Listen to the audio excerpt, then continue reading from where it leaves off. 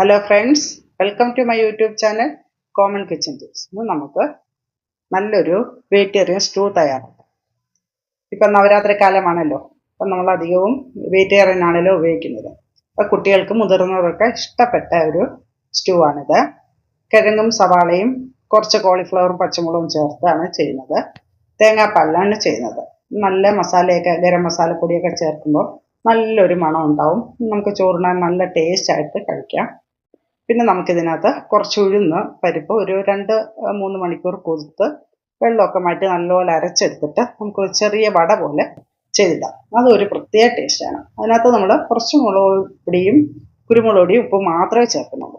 അങ്ങനെ അത് പൊരിച്ചെടുത്ത് അതും കൂടെ ചേർത്ത് തേങ്ങാപ്പാലൊക്കെ ചേർത്ത് നല്ല ടേസ്റ്റി ആയിട്ടുള്ളൊരു കറിയാണ്. നിങ്ങളിങ്ങനെ ചെയ്ത് നോക്കണം. എല്ലാവർക്കും ഇഷ്ടപ്പെടുന്ന ഒരു കറിയാണ്. അപ്പോൾ നിങ്ങൾക്കത് ഇഷ്ടപ്പെട്ടിട്ടുണ്ടെങ്കിൽ നിങ്ങൾ ലൈക്ക് ചെയ്യുക, കമൻറ്റ് ചെയ്യുക, ഷെയർ ചെയ്യുക, സബ്സ്ക്രൈബ് ചെയ്യുക. വീഡിയോ സ്കിപ്പ് ചെയ്യാതെ കാണാൻ ശ്രമിക്കണം. എപ്പോഴും പറയുന്ന പോലെ സബ്സ്ക്രൈബ് ചെയ്യാത്തവർ ദയവായി സബ്സ്ക്രൈബ് ചെയ്ത് എന്നെ സപ്പോർട്ട് ചെയ്യുക. നമുക്ക് സവാള, കിഴങ്ങ്, കോളിഫ്ലവർ, പച്ചമുളക് ഇതെല്ലാം കട്ട് ചെയ്ത് നമുക്ക് കുക്കറിൽ വേവിച്ചെടുക്കാം. പച്ചമുളകും നമുക്ക് എരിക്ക് കൂടുതൽ ചേർത്താലും നല്ലതാവും. പിന്നെ മഞ്ഞൾപ്പൊടിയും മുളക് പൊടിയും മല്ലിപ്പൊടിയും കുരുമുളക് പൊടിയും ഇതൊന്നും ചൂടാക്കേണ്ട ആവശ്യമില്ല. ചൂടാക്കാതെ തന്നെ ചേർത്താൽ മതിയാവും. ഇപ്പോഴും കുറച്ച് ഗരം മസാലപ്പൊടിയും കൂടെ ആദ്യം തന്നെയും ചേർക്കാം. എന്നിട്ട് നമുക്ക് ഉപ്പും ചേർത്ത് നമുക്ക് തേങ്ങാപ്പാലാണല്ലോ ചെയ്യുന്നത്. അപ്പോൾ തേങ്ങാപ്പാലിൻ്റെ അവസാനത്തെ പാലും ചേർത്ത് നമുക്ക് നല്ലപോലെ വേവിച്ചെടുക്കാം.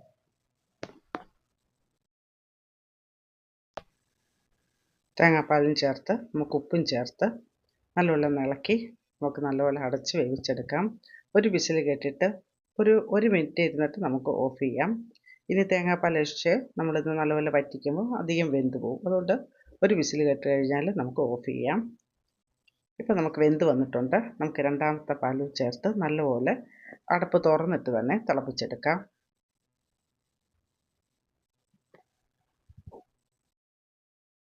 പാലൊക്കെ ഏറെ ചേർക്കേണ്ടതുകൊണ്ട് നമുക്ക് മറ്റൊരു പാനിലോട്ട് നമ്മൾ ഈ കുക്കറിലെ കഷ്ണങ്ങളൊക്കെ മാറ്റിയെടുക്കാം. അത് നല്ലപോലെ നമ്മൾ തിളപ്പിച്ച് ഒന്ന് വറ്റിച്ച് എടുക്കണം. നല്ല ടേസ്റ്റായിട്ട് തേങ്ങാപ്പാലെല്ലാം കിഴങ്ങിലെല്ലാം പിടിക്കുന്ന രീതി കുറച്ച് നേരം നമുക്ക് തിളപ്പിച്ച് വറ്റിച്ചെടുക്കാം. നമ്മൾ വീണ്ടും ഒരു തേങ്ങാപ്പാലും കൂടെ വെച്ചിട്ടുണ്ട്, അവസാനത്തെ പാൽ.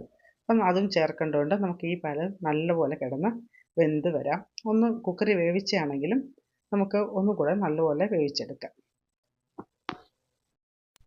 രണ്ടാമത്തെ പാലും തിളച്ച് വറ്റി വന്നിട്ടുണ്ട്. അപ്പോൾ നമ്മൾ മൂന്നാമത്തെ പാലും ചേർത്ത് അധികം തിളയ്ക്കേണ്ട, ഒന്ന് നല്ലപോലെ ഒന്ന് ചെറിയായിട്ട് ചൂടായി വരുമ്പോൾ നമുക്ക് ഓഫ് ചെയ്യാം. നമ്മൾ പിന്നെ കുറച്ച് ഉഴുന്ന് ഒരു ഗ്ലാസ്സോളം ഉഴുന്ന് നല്ല 3 മണിക്കൂറോളം കുതിർത്ത് വെള്ളം എല്ലാം വാർന്നു പോയി വെച്ചിട്ടുണ്ട്. അത് നമുക്ക് നല്ലപോലെ ഒന്ന് അരച്ചെടുക്കാം. അപ്പോൾ അതിൻ്റെ കൂടെ ഒരു ചെറിയ ഇഞ്ചി കഷ്ണവും പച്ചമുളകും കറിവേപ്പിലയും കുറച്ച് ഉപ്പും കുരുമുളക് പൊടിയും കുറച്ച് മുളക് പൊടിയും ചേർത്ത് നല്ലപോലെ ഒന്ന് വടയ്ക്ക് അരയ്ക്കുന്ന പോലെ വെള്ളമൊന്നും ചേർക്കാതെ തന്നെ നമുക്ക് നല്ലപോലെ അരച്ചെടുക്കാം. ഒരു 3 മണിക്കൂറെങ്കിലും കുതിർന്നിട്ടുണ്ടെങ്കിൽ നല്ലപോലെ അരിഞ്ഞ് നല്ല മയമായിട്ട് വരികയുള്ളൂ. അത് നല്ലപോലെ അരിഞ്ഞ് വന്നിട്ടുണ്ട്. നമുക്കൊരു പാനിൽ കുറച്ച് വെളിച്ചെണ്ണ ചേർത്ത് കുറച്ച് ചെറുതായിട്ട് ഉരുട്ടിയിട്ട് നമുക്ക് ഈ വട പൊരിച്ചെടുക്കാം. അത് നല്ലൊരു ടേസ്റ്റാണ്.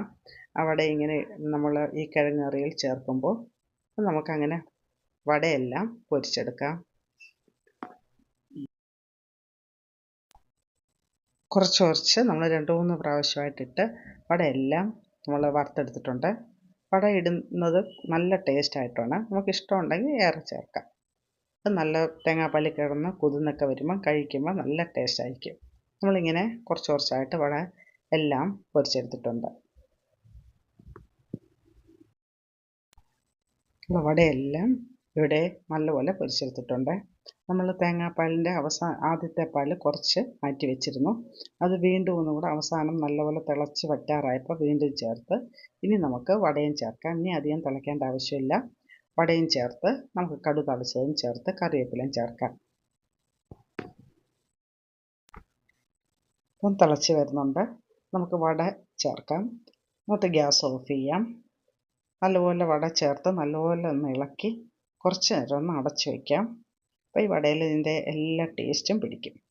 നല്ല ടേസ്റ്റ് ആയിട്ടുള്ളൊരു കറിയാണ്. ഈ വട എടുത്ത് കഴിക്കുമ്പോൾ നമുക്ക് നല്ല ടേസ്റ്റാണ്. അപ്പം ഇപ്പം നോൺ വെജ് ഒന്നും കഴിക്കാത്ത സമയത്ത് ഇത് കഴിക്കുമ്പോൾ ഒരു പ്രത്യേക ടേസ്റ്റാണ്. ഇത് കുട്ടികൾക്കും വലിയവർക്കും ഒക്കെ ഇഷ്ടപ്പെടും. നമുക്ക് ഈ ഒരു കറി മതിയാവും ചോറുണ്ണാൻ. അപ്പം നമുക്ക് കറിവേപ്പിലയും ചേർത്ത് ഇനി കടുക് തളിച്ചും ചേർക്കാം. അപ്പം നമ്മുടെ നല്ല ടേസ്റ്റായിട്ടുള്ള വട ചേർത്ത സ്റ്റൂ ഇവിടെ റെഡി ആയിട്ടുണ്ട്. നിങ്ങളിങ്ങനെ ഇത് ചെയ്ത് നോക്കണം.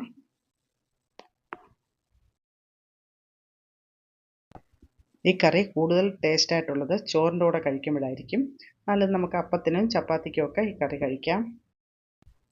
നോൺ വെജ് കഴിക്കാത്ത സമയത്തൊക്കെ കഴിക്കാൻ പറ്റിയ ഒരു കറിയാണ്. നല്ല ടേസ്റ്റാണ്. നമുക്ക് നോൺ വെജിൻ്റെ നല്ല ടേസ്റ്റായിട്ട് നമുക്ക് ഫീൽ ചെയ്യും. എല്ലാവർക്കും ഇഷ്ടപ്പെടും. ഇത് നിങ്ങൾ ഇങ്ങനെ ചെയ്ത് നോക്കണം.